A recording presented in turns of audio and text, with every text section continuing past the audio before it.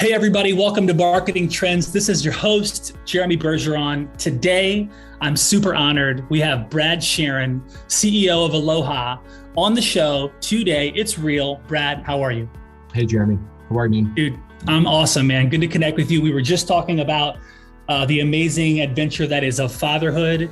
And I think there's some sort of there's a parallel between fatherhood and growing businesses. And I'm still kind of unpacking that myself, but it's just an honor to connect with another fellow dad and another guy who's really up to some cool things in your space. So super excited, man. I just want to, for our audience, of other CMOs and marketing leaders really across the Fortune 1000 that listen to this, let's kind of share some context on kind of who Brad is, just the easy stuff of like kind of where are you from, big family, like kind of background.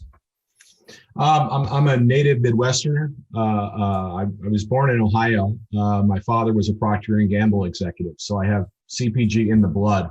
Got it. But moved around a bunch. Spent the most amount of time in Minnesota, which is where I spent my formative years. Developed a love of hockey, of tubing down a river, and I'm not afraid of winter. And then, professionally, I've lived in a bunch of different places, Maryland, Texas. I lived for 4 years in the Netherlands, launching Lucky Brand jeans to Europe, Russia and the Middle East, my favorite brand probably of all time. And then just been fortunate to work with some great entrepreneurs over the course of my career, founders, entrepreneurs, and finally 4 years ago decided to become one myself. Wow. So you said your dad was at P&G early days, and then I saw you spent some time there as well. So let's start there. I mean, I think it was an internship there, right? When you were at P&G? Just after Procter & Gamble had bought them.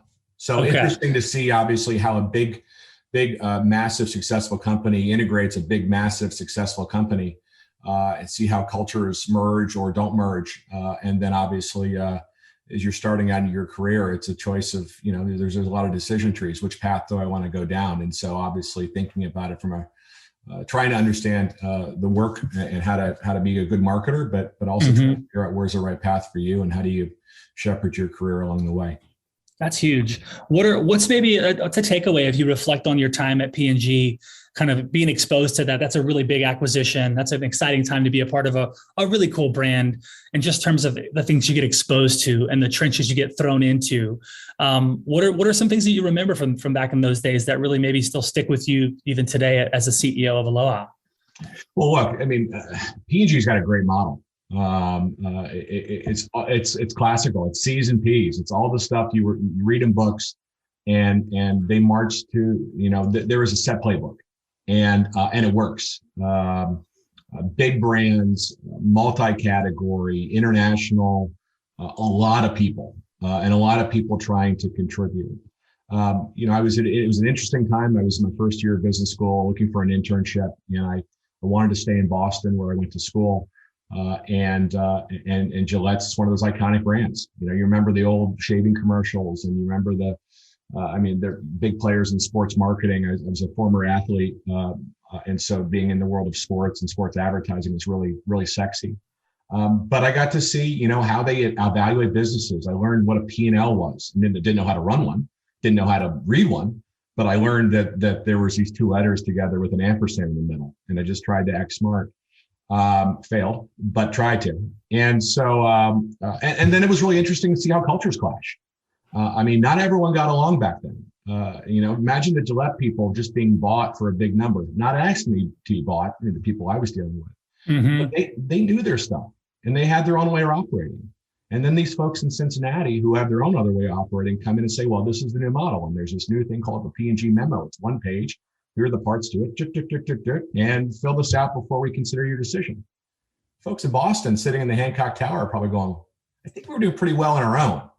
There's this whole thing called this razor and razor blade model, where the razor blade model means a lot of profit. Obviously it was before the disruption of Dollar Shave Club and Harry's and everything else that the Internet of Things created. But it was just a great experience learning from really, really professional people on what's the classical way to build an outstanding, iconic brand. That's awesome. So is that really where it started for you? Like, is that kind of the genesis of marketing, where that carrot that was dangled in front of you at P&G. Did that really begin the adventure in marketing for you, or was it something even before that? Was your dad actually in the marketing world? Yeah, look, Okay. my father was a marketer by trade. Okay. Before I got my own classical experience, I was dabbling. I spent 5 years before business school in the workforce after Notre Dame, where I went to undergrad, and I worked 2 years in strategy consulting. I was really impressed by the brain power of the folks I met. They were 18 times smarter than me, and but I learned how to build a good deck. I learned how to build a good story. I learned how to use data to tell a story. I didn't know that before. I was a hockey player. I was a hockey player and a history major. Wow. What did I know about the world of business other than being a consumer? I mean, at the end of the day, Jeremy, I'm a consumerist. I'm fascinated by the decisions, rational and irrational, strategic and non-strategic, that consumers make about their purchase decisions. I mean, that's in the blood. I've been fascinated with that for a while. What makes someone's garbage Gucci? And so, getting to work on an iconic brand like Lucky Brand jeans and bringing that to Europe, and then going to business school to learn how to do it right. I say right in quotes because, P&G has their way of doing it right. As an entrepreneur, that's not necessarily right for me. But learning how to do it in that way, I think, was a grounding experience that I'm very, very fortunate to have had. Were there marketers there or elsewhere that really kind of inspired you along the way? Maybe folks that mentored you directly, or just folks that you kind of said, okay, wow, whoever authored that campaign or was launching that brand kind of got your attention back then? I mean, I after business school, I chose to go to Frito-Lay. I got a blue chip experience from PepsiCo, but I did it in their most entrepreneurial group. Quite humbling to come in the first couple of days and be working on a brand like Cheetos or a brand like Doritos, established. Doritos was doing the big Super Bowl campaigns where they were asking for UGC to create campaigns. That was unheard of at the time. There was no UGC. I mean, it was Cindy Crawford, Pepsi ad. It was very, very polished, big ad production value, cinematic. There wasn't this, we're going to go out to filmmakers and we'll pay $1 million to one. By the way, I didn't come up with that idea at all. I had no part of it. I just happened to sit in the same building as the folks that did. That was inspiring. I worked a lot with the sales teams at Frito-Lay. I mean, I was a commercially driven marketer. I was less interested. I mean, I like creative, but I was less interested in what got an award and what really pushed a business forward. I mean, that's where I started to think about myself in terms of my future path, that I wanted to be more on the commercial side of things than simply the art of the trade. Working for, Al Carey was the head of Frito-Lay. Randy Melville was the head of sales, an incredible morning basketball player. I used to wake up at 6 a.m. to go drive to Plano, Texas to play basketball with the sales and marketing executives. Wow. A smart career move, by the way. Young marketers be seen outside of the market, outside of the business context. Be seen. Personal connections do matter, and that allowed me to kind of go into some opportunities where I got to go on the road with the sales team and go and actually sell in at buyer meetings. I was on a route on a truck for a week, driving around putting Cheetos and Doritos and Lay's on shelves, working with a guy who made $15 an hour. Learning about what it was really like. I learned about the interaction between sales and marketing leadership. I want to ask you about that. Yeah, I mean, because certainly, look, you've got the background in marketing. Now you're spending time with sales folks. It's this age-old conversation around sales and marketing aligning. I'd love to kind of talk through your experience and perspective in that, even kind of into today. It aligns when things are working. Yeah, exactly. Success somewhat breeds success. What's more interesting is if something's not working. Give you an example is there was an initiative from PepsiCo back in the day, and it still exists today, I'm sure, is to provide better for you options, healthier options.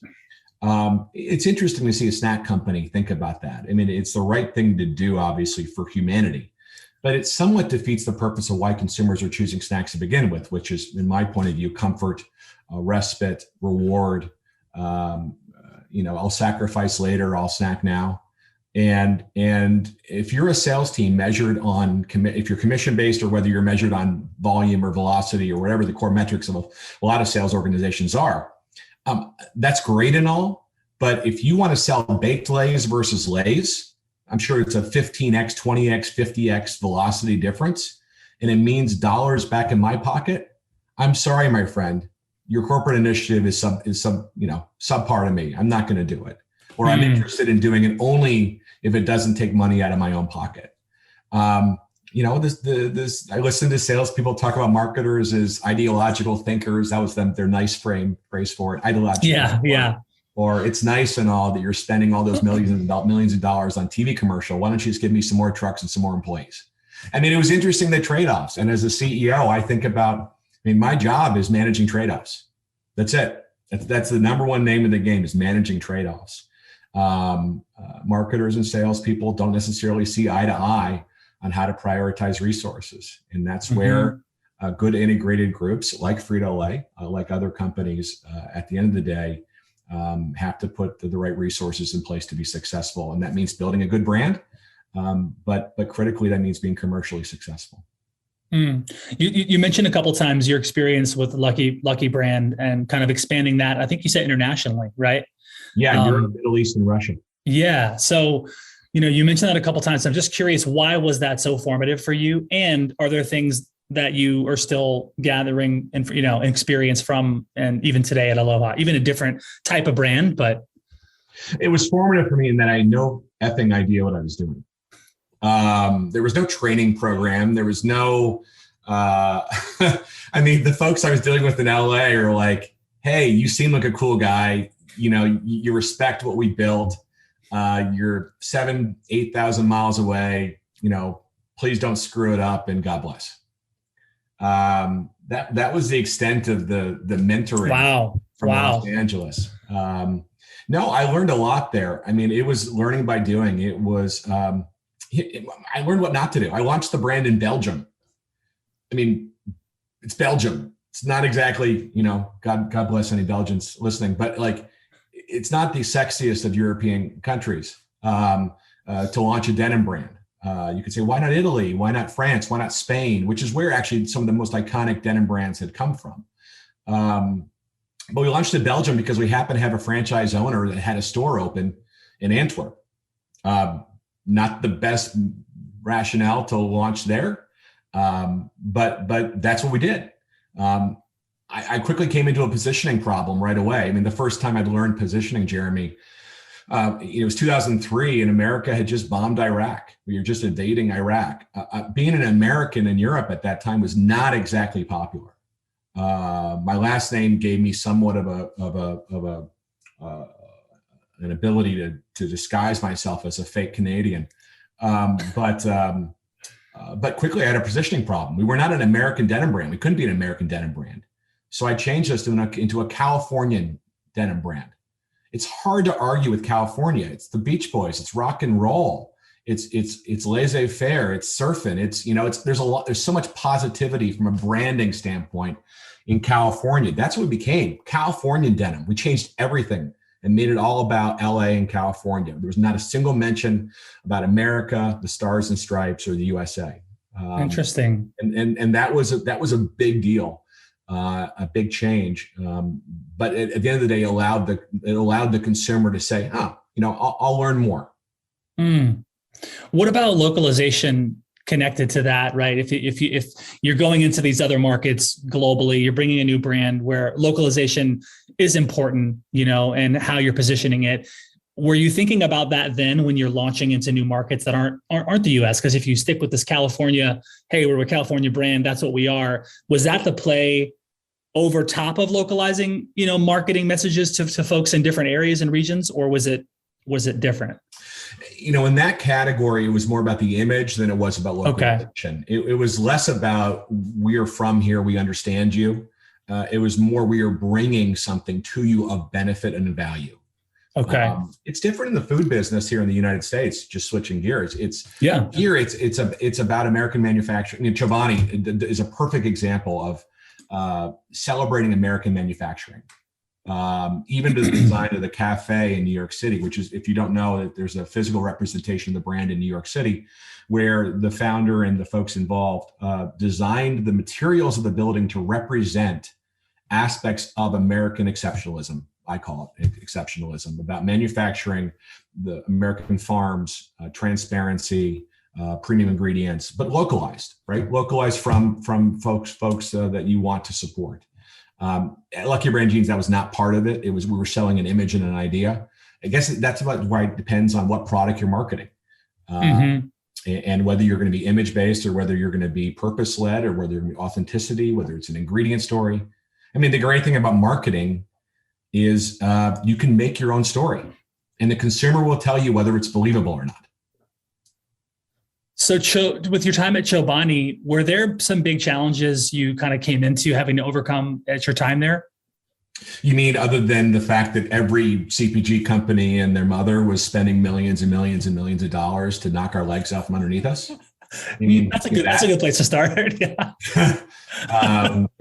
Not being able to be in stock because your demand has outstripped the entire capacity of your New York-based plant. You mean that? Having to grow an organization that, there was no marketing organization. It was a group of people in service of a founder, as opposed to, which is awesome, but you have to set up kind of what is a brand organization? What is your brand marketing going to be? There were all kinds of challenges, but there were tons of opportunities because you were winning, and the consumer was interested in learning more. So was team building a big part of when you stepped in there? Because you were there over 2 years, and were you also, when you initially started, part of building a team there? Sounds like there wasn't a lot of stakeholders in the marketing. I hired the whole team. Okay. I brought in the whole team. Brought in a gentleman named Mike Messersmith, who now is the North American president at a brand called Oatly. You might have heard that. Yep. Brought in a veteran of vitamin water, a guy named Matt Sherman, who's an incredible marketer, who is now the head of the CMO of Hanson Brook Farms. Jessica Loria, who's the head of marketing at GoPuff. Josh Dean, was at Swell and at Axe and a bunch of other really places. A talented group of people, just really, really talented. Yeah. And I pulled them from all over the place, different industries, different functions. Some are agencies, some are brands, some are bigger brands, smaller brand. A guy named Scott Bacco is now working at Krispy Kreme down in Charlotte. There's all kinds of really, really exceptional people that you put together in one group, and you build a culture around supporting each other and building something special. That's awesome. So you went from, I think it was Chobani, then Under Armour. Was Under Armour after Chobani? Under Armour was before. Before. I got poached off to Chobani from Under Armour. Okay. Let's talk about that experience. Just curious. Obviously, another big brand, another kind of interesting run around the track of marketing and stuff you did there. What's some of the things you did at Under Armour, things that stick out, maybe a story or two that resonates? Under Armour was a sub-billion-dollar brand at the time. It was, Kevin Plank, it was the anti-Nike. Was, I fit the bill for a couple reasons there, because I was a former athlete. I was classically trained, which Under Armour was largely an internal creative shop at the time. There wasn't marketing. They had some really exceptional marketers there, like Adrienne Lofton, who was at Nike and Levi's, and I think she just left to go to Google. She's exceptional. But Under Armour was a challenger brand, and it was an in the face kind of brand. Part of the idea was Nike was saying at the time that everyone was an athlete, and Under Armour's like, no, if you're not elite, then don't wear us. And so what that created was you wanted every 16-year-old kid at the bus stop in a big logo Under Armour hoodie, because that kid wanted to be the starter on the high school football team. He didn't want to be just some average athlete. He wanted to be elite. And at the same time, you had some real commercial challenges, right? The size of the tight t-shirt business is like this. The size of the cotton business is like this. How do you get into the cotton business when you've been telling the entire audience for 5 years that cotton is the enemy? Jeremy, it was on the friggin' walls. Cotton is the enemy. It was on the walls of the building. And part of the challenge that I was on a team that came up with the differentiation strategy was repositioning and repurposing that. So the story goes like this. So cotton is a $12 billion marketplace at the time, and you wanted to be in it. Nike has all those $25 cotton t-shirts. So Under Armour has to position themselves as the brand of performance. So the issue wasn't really with cotton itself. It was the issue that cotton didn't perform. So Under Armour, the innovative brand that it is, and it was, and it always should be, figured out, cracked the code on how to make cotton perform. Okay. All right. So now you're thinking, okay, so there's an angle there. And so you have two strands. One's hydrophilic, one's hydrophobic. One loves water, one hates water. You do a whole bunch of performance testing. I don't know whether it was real or not, but it sort of looked good on tape. And then you get some of your biggest athletes, guys like, I don't know, Tom Brady, Julio Jones, Michael Phelps, Lindsey Vonn, average athletes in their own right. And you say, we're going to put these folks at the forefront of this campaign to make cotton a big, big commercial driver for the business. And it worked. It really worked. It expanded the brand's horizon outside of just tight t-shirts. And then you got into other categories where Nike was really dominant, like shoes and accessories and other kinds of stuff, to make Under Armour a bigger player. And I was just one part of a team there. It was certainly not the person. But that was a big, big challenge to try to compete against the behemoth that Nike is. When did you start thinking about, okay, I want to be a CEO? When did that occur to you as something that was going to be in a reality for you? Because you shifted from marketing to now being a CEO, which is amazing. But when did that start for you? With like, that's where I'm going. Watching my father, who was a CEO. I was probably 9 or 10 years old, and he took me to Japan. And I watched him give speech and get translated, and I watched him run companies. He was the CEO of Liz Claiborne, the fashion company, and then he was the chairman of Campbell Soup. So I watched the impact that CEOs have over the overall scope of a company's fortunes. Mm-hmm. And I've said before, is having a brand is important. Having a hot brand is important. But if you don't have the sustainability of a business that can keep up with that brand, it's a short-term venture, right? Mm-hmm. And like the opposite, you can't just have a business that doesn't have a brand because you just tapped out your potential. It's a symbiotic relationship. Mm-hmm. So no, I think I wanted to be a CEO. I wanted to have the most impact across multiple functions. I was curious about more things than just the storytelling itself. I wanted to know where the product came from. I wanted to know, how do you do business in China? I wanted to see about trucking routes across Chicago. I mean, like there were more things I was interested in. And as I got higher and higher in from the levels of responsibility, I was able to be exposed to more and more holistic decisions. And then again, watching great founders, watching Daniel Levetsky at Kind, shepherd a company from nothing into something that Mars has to pay billions of dollars for, while building a brand in a purpose-led business. You get nothing but respect for people like that who do it the right way. And so being a CEO was the most impact. And so that's what I wanted to be. Do you find that because of your marketing background, you kind of go back into the tactical or the strategic areas of marketing more so because you have the marketing background? No, I trust my team, my people. I mean, the job of any good CEO, I think, is to empower with responsibility, accountability and responsibility. I was told by an old Frito-Lay colleague of mine that if you're behind plan, it's my business. If you're above plan, it's your business. So having a good plan and then letting people, giving them enough rope to go hang themselves, I think is an important characteristic of leadership. Look, I can speak the marketing language. I'm still fascinated by consumer. I love packaging. I'm adamant about putting a good product out and great food and great drink. We won't make any sacrifices on our way to greatness. But no, I'm not tactically into the marketing of it. Holistically, I'm very much interested in the differentiation, like we talked about at Gillette or at Under Armour or anywhere else. It's how do you to set yourself apart from others, while making yourself very much in the mindset of what a consumer wants, to give yourself the most opportunity for trial. And if your product's good, a lot of repeat. So what was the connection to the interest in Aloha? I mean, a guy like you, the background's there. I mean, amazing pedigree. You can pretty much go anywhere you want. You can work at any brand. You can help any kind of CPG, D2C brand. You could launch your own.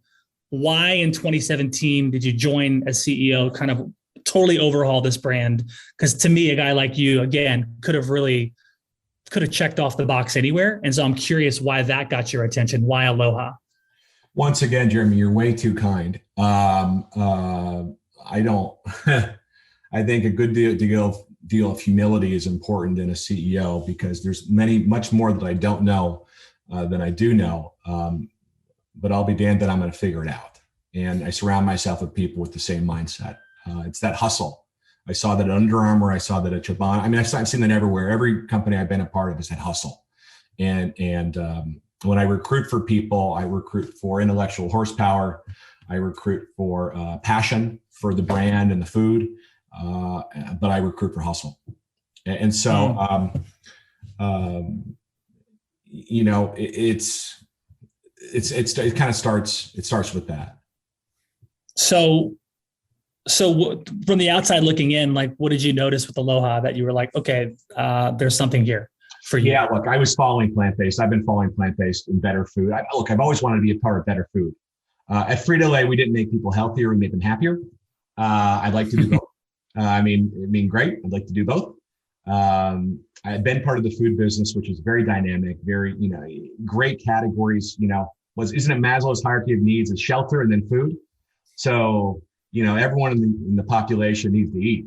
It's a question of what are they eating? So, you know, there's a market there. I mean, I was never interested in price point brands. I was never interested in categories that were really small. I couldn't get myself excited by healthcare or some kinds of service industry technology, or there was things if the consumer wasn't really passionate or had the ability to be passionate about something, I couldn't get myself passionate about it. And if I can't wake up passionate about an opportunity, a brand, a category, I shouldn't be in it. So I've been following plant-based. I've been following organic. Look, sugar is a big enemy. We all want it because it tastes good. There's a lot of things I want. The pandemic was great for my liquor consumption. Doesn't mean I should have it. But I saw a lot of that, the core muscle tissue and bones, the bone structure is what I call it, at Aloha. It had existed before. It was a previous iteration. It was this company that did 9 or 10 different things. It had a great website called aloha.com. Pretty good intellectual property right there. But it wasn't executing, and it was trying to do too much too soon. And at the end of the day, it just wasn't successful. And so with a couple investors, in effect, I just took over the whole thing. We brought it down to its studs. We changed everything about the product. We got rid of tons of product categories. We changed the team completely. I got the hell out of New York City, and we started building it from the ground up. And that meant changing the distribution footprint, making it a digital first company, as its namesake, as aloha.com should be. And then focusing on a couple product categories where I thought we could really win, that were big enough and that I saw market opportunities in, and then, go from there. What part I know AI is a big one in all marketing really right now, but I'm curious, because it seems like D2Cs have taken this approach that was pioneered by SaaS companies, right? And really applied it to these kind of traditional goods and services things. They're using first party data to understand their customers with exceptional clarity, right? And contextual visibility. And then you're able to kind of tailor message based on those insights. And D2Cs have taken this approach and they're doing it really well. Did you do that in the initial stages? Did you figure out that was what was already, in some ways being done successfully in other D2C brands? No, I didn't. And there's 2 reasons I didn't do it. One is the product wasn't good enough yet. The product wasn't good enough yet. And if you don't have the opportunity to get high percentage of repeat, then you really shouldn't try to get a high percentage of trial. you have to make sure you walk before you run. That was a problem with the old version, pre-Brad of Aloha, is that their appetite was a little bit more than they could actually bite off. And so having patience, prioritizing, and getting the product really right. It goes back to Procter & Gamble where we started the conversation, right, Jeremy? I mean, if you don't have that right, then everything else is just largely academic. Number two is I didn't have the team in place. I didn't have a team of digital experts that I trusted. I wouldn't have been able to speak the language and defer to them and say, look, here's the commercial and brand goals. What's the 5 ways we should go after it and try to achieve it? I didn't have that then. I started to get that in 2019. And so, I've been at this for 4 years now, man. And the first year and a half was just getting the bones right. And then it was a year of building the team and making sure that we could deploy assets thoughtfully. And then it's been the last year and a half has been all growth. You talk about AI. For the last year and a half, we're starting to use AI. Obviously, data is king, but you got to know what to do with it. You got to have people that know what to do with it. Segmentation is a big thing for us. Attitudinal groups, a lot of A/B testing from a creative standpoint. I mean, you're running a race, and there's no right way to run it, but you got to have people in place, and you got to have tools and so forth that are simplistic enough to drive, but dynamic enough to accelerate. Can you talk a little bit about personalization and how Aloha is kind of playing in that? I mean, consumers are expecting brands to really anticipate their needs and then serve these really relevant suggestions, even before the shopper makes contact. Yeah. Right. So it seems like the demand for personalization is very real, not going away. How do you tackle that at Aloha? Smarter people than me figure this stuff out every day. Look, I think you got to know who you are as a brand. What do you do better than everyone else? What audiences do you serve? You start from the inside out standpoint, saying, what do I bring? And then you say, okay, who are the audiences that would most benefit from my product or service? You try to figure out where they spend the most of their time. Again, consumers don't change behavior. I mean, pandemic was crazy, right? So everyone's changing. But at the same time, there's a reason why I go to ESPN every morning. I've been going to it for 30 years. Does that mean that there's better sites for me for what I want? Maybe, but I'm a creature of habit to some degree. So don't swim upstream if you don't need to, I guess I could say. But no, audiences that most resonate with it. And then you try to figure out messaging and cadence that works. The moment you get an opportunity to get someone into your funnel, it's your responsibility to convert them into a heavy user. And you do that through a great product experience, white glove service, especially as a DTC or digital oriented brand, white glove service. If someone's got a problem or an issue with your product, you address it. Whether it's a real or perceived problem, you address it and you satisfy the consumer. That doesn't mean you do anything that's crazy, but the consumer is, at the end of the day, the core of the company. We serve others. We're an employee-owned company, and so we serve each other, but we serve the consumer. And data is just a good facilitator to try to get the right message to the right person at the right time. Which, if we go all the way back to the beginning of the conversation, is at the core nature of the season piece. If I wasn't gonna, you don't want to spend your time and energy on someone that has really no inclination to adopt your product as their own and make it a favorite brand. Right. Is there a play further down the road? Because I've seen some of these DTC brands go into the retail space and open up a store, or some version of that. Is that in a growth strategy foreseeable future for Aloha, or is it always going to be this D2C play? There's two things here. One is whether it's your own store or whether it's your in stores where consumers most like your core target demographic are already shopping. It's already part of their behavior set. So I'll give you a couple points on that. At Chobani, the manifestation of the store was a vision of the founder to bring to life outside of a grocery store, the brand values and the entrepreneurial nature of the company. I'm not going to reveal what the P&L looked like or didn't look like for that store. Let's just say you got to be of a certain size and have certain financial wherewithal to sustain that. You'll also see brands like my friends at Casper using stores as an opportunity to go and bring a DTC company to life and allow people to experience and touch and feel before a certain dollar ring. A mattress isn't cheap, even a Casper mattress. It's not like buying a $2.50 bar or a $3.99 Aloha drink. It's a little bit more boku bucks, right? And so this is an opportunity for them to fulfill their commercial value while giving the consumer an opportunity to experience the brand in a physical manifestation. I don't see that in Aloha's cards right now. Our brand certainly can become a powerful lifestyle brand. For the meantime, I'm going to satisfy myself for being the best in our categories, best as defined by the consumer. But we are in physical retail. We have great partnerships with people like Sprouts, Wegmans, Kroger. We're talking to some other new accounts right now that I won't mention, but the brand does need to show up, in my opinion, holistically and omni-channel. I'm relatively agnostic, Jeremy, where the consumer buys us. They want to buy from me on aloha.com, God bless them. They want to buy on Amazon or Thrive Market or VitaCost or Unit Fresh Direct, you name it. Great, knock yourself out. Do you want to go buy it physically in a store at Harris Teeter or Wegmans? Awesome. Do I understand the profitability or the different end number that business represents for me? Sure, I do. But at the end of the day, I want the consumer to choose to adopt the brand and consume the brand where they see fit. And that means that I don't have to be in control of it.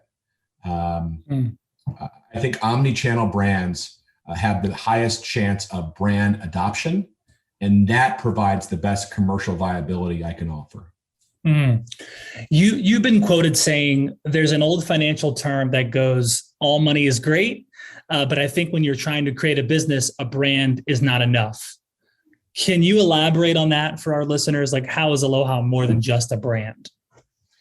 Yeah, I mean, look, there's a reason why we became a B-Corp. It's very difficult. It's like revealing your most inner secrets to someone you don't know and hoping that they come out liking you at the end.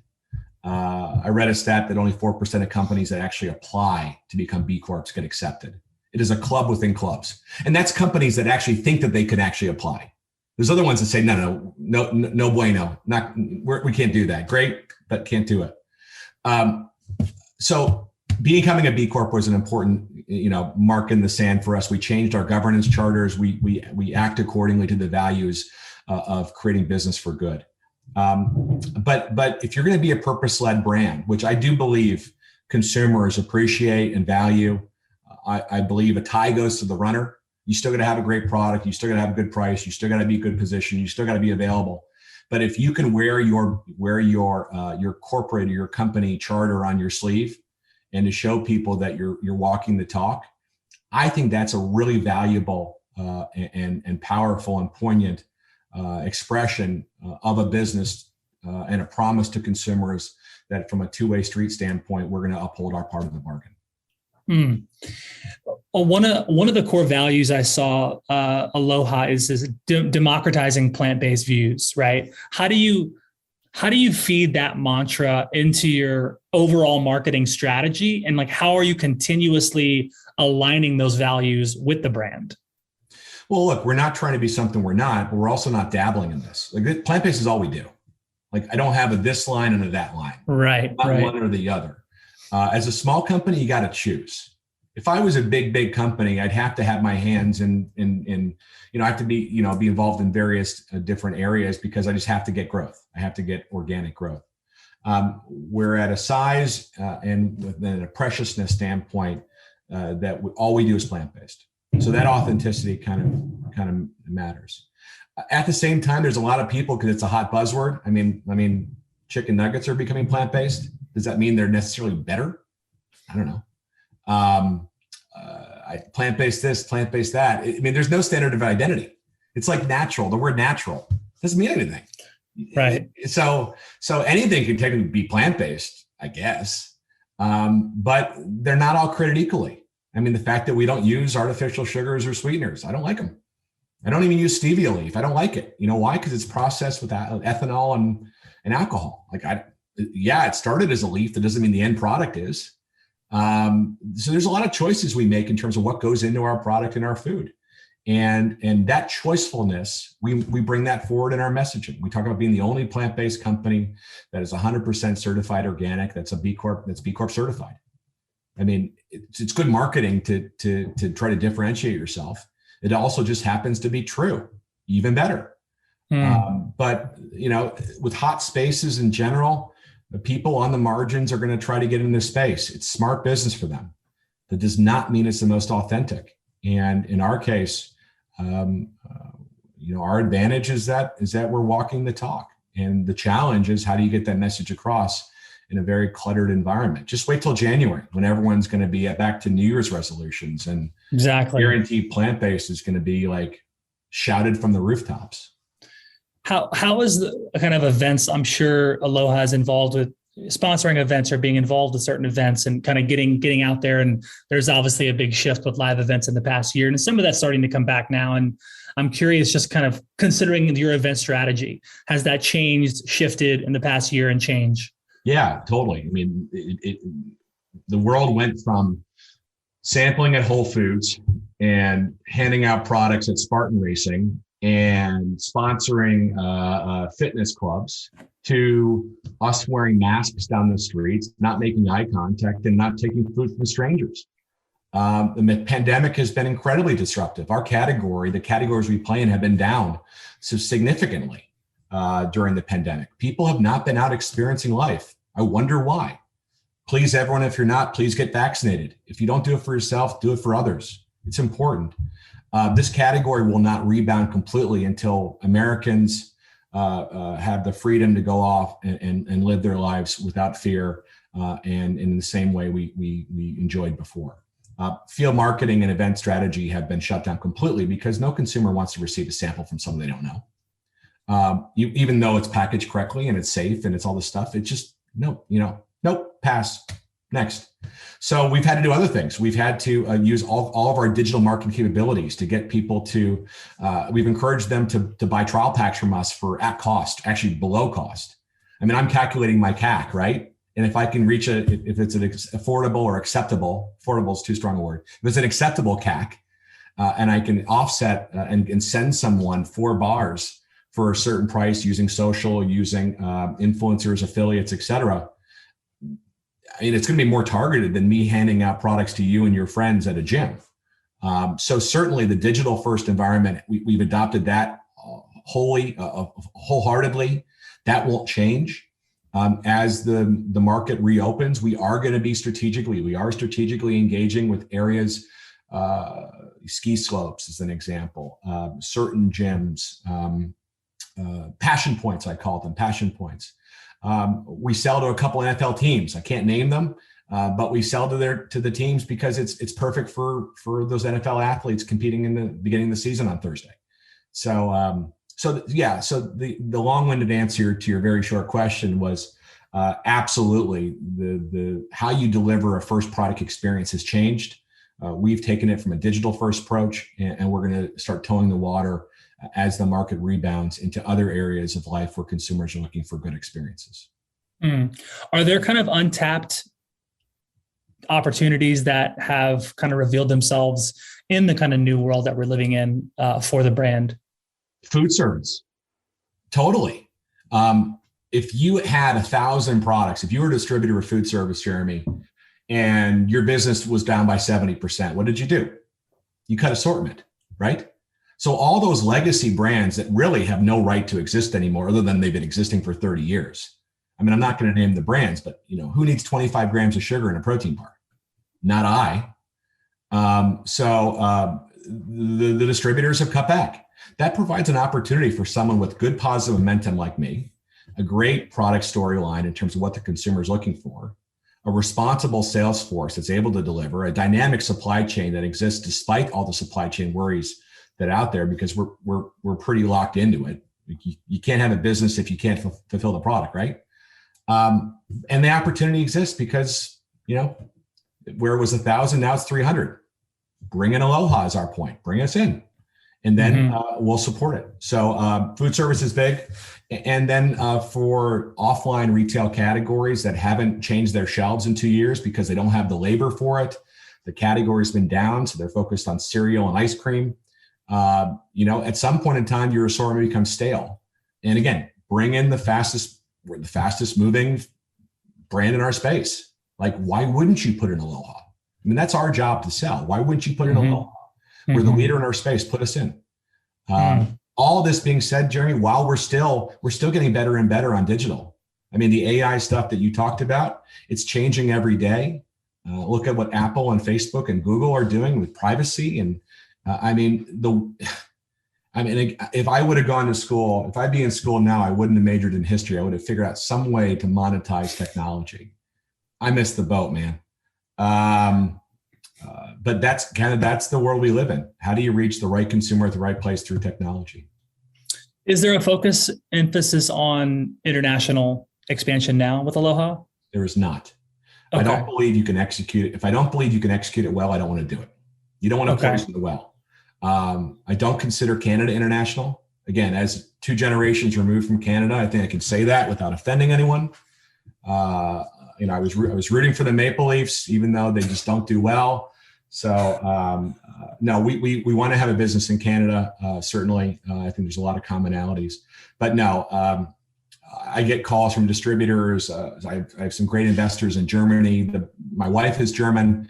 There'd be some logical fits in the EU. We own our trademarks, by the way, there as well. So from a business standpoint, we are ready to go. I don't have the bandwidth and nor the resources to do it well. And if I can't do something well, I'm not going to do it. Got it. So maybe in the future, why not? Possibly. Okay. The world deserves better organic plant-based food. Like, if democratizing plant-based in America is where we stop, well, we're not living up to our potential. So how does Aloha continue to scale over the next few years? What are you kind of focused on the rest of this quarter into the next year? Thoughtfully. I mean, we've gotten to this point of success by prioritizing, not biting off more of the apple than we can chew, but when we find success, to going hard and fast. I believe in our existing product ranges of bars, drinks, and powders. There are logical extensions of that we could obviously do. Consider me a little bit old school, like Jack Welch, in terms of being number 1 or number 2 in your category or subcategory before you move on from a position of strength where you have momentum. We're focused on great execution, and that means taking advantage of your opportunities. That means pushing the limits to some degree. But just like we do creatively, I'm a big believer in A/B testing. And if something's not working, don't do it. If something's working well, go bigger. We're in big spaces with big competitors. I think we're maybe one of the largest independents that's left. Everyone else is big CPG. I love competing against big CPG. I'm not afraid of it. I remember from Chobani days. Kind was independent. I mean, I remember it. I remember going Under Armour, Nike. I'm not afraid of that stuff if you got a better product. That doesn't mean I don't respect what they're doing, and they have the size and scale and resources to come after us. But at the end of the day, I think we're we're pretty nimble, and we got a great product. And the number one job is to get, as my head of sales says, she says, we got to get more people to meet us. And if you get more people to meet us, you got to believe you have a higher than likelihood chance of getting them to adopt it. I like it. That's awesome. So if we host a little panel in the next few months, maybe next year, with you and 2 other CEOs or just marketing leaders that you'd want to have a conversation with, who would those 2 people be? Offend everyone now, Jeremy. God, whoever wants to be in the same room as me. Not a lot of folks. Look, I have, I couldn't begin to tell you, man. There's so many brands that I respect in their space that they've done one thing differently. And that's been the biggest, impact to shake up the status quo. Again, I love what Casper did. I love what Oatly has done. I'm a big believer in DTC brands. I love Warby Parker. I mean, there's a lot of really good, just people just willing to put themselves out there to do something differently, but again, not to forget that the consumer at the end of the day, not ego, not CEOs, not podcasts, not what the consumer votes on what's successful or unsuccessful. And the moment you take your eye off the ball and you think you made it, someone's right there up behind you to steal and say, I can do it better. And I don't want to be that guy. And so we are focused on ourselves, and we think that if we do it that way, we're going to be successful. Marketing Trends Podcast is brought to you by Salesforce. We bring marketing and engagement together. Learn more at salesforce.com/marketing. Question number 1, lightning round. Were you a plant-based food believer prior to joining Aloha? Yes. Yes. Number 2, what is your favorite Aloha product? Oh God. Yeah, you're supposed to love all your children equally, right? I love this guy. I love the chocolate mint bar. It tastes like a thin mint. So good. Oh, that's now you're hitting. That's a personal favorite of mine. So I got to try that. Put it in the freezer or the fridge. Ooh, Eat it chilled. Bam. Okay, nice. There's a great article online about your love of hockey and how your daughters actively play. Yeah. Which one is the best hockey player, and can they beat you yet? I can't answer that question, man. I mean, they're not interested in anything that their dad does, but the internet is goes on forever. They're all really, really good. My oldest daughter's a center. My middle daughter is a really mean defenseman, and my youngest is a goalie. We had a daddy-daughter game, and the younger goalie beat me, and so I think she's the best one right now. Nice. If you weren't in marketing, what would you be doing? I'd be an actor. Okay. What's one thing you do for fun outside of work? Whatever my wife tells me. Best answer in the world. Last one, best advice for a first-time CEO. Don't think you know all the answers. It's easy, CEOs can put it in a pedestal. And I think ego is a killer of a lot of dreams.